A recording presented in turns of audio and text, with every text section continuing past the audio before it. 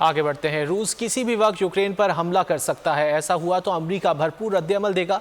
America की रूस को वार्निंग। तर्जुमान व्हाइट हाउस का कहना था कि रूस ने यूक्रेन पर सिफारती रास्ते अख्तियार ना किया तो उसके नताइज संगीन होंगे।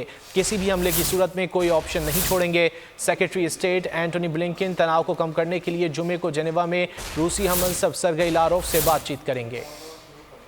President Putin has created this crisis by amassing 100,000 Russian troops along Ukraine's borders. This includes moving Russian forces into Belarus recently for joint exercises and conducting additional exercises on Ukraine's eastern border. So let's be clear. Our view is this is an extremely dangerous situation. We're now at a stage where Russia could at any point launch an attack in Ukraine. And what Secretary Blinken is going to go do is highlight very clearly there is a diplomatic path forward. It is the choice of President Putin and the Russians to make whether they are going to suffer severe economic consequences or not. Subscribe करें और bell दबाएं ताकि कोई खबर रह न जाए।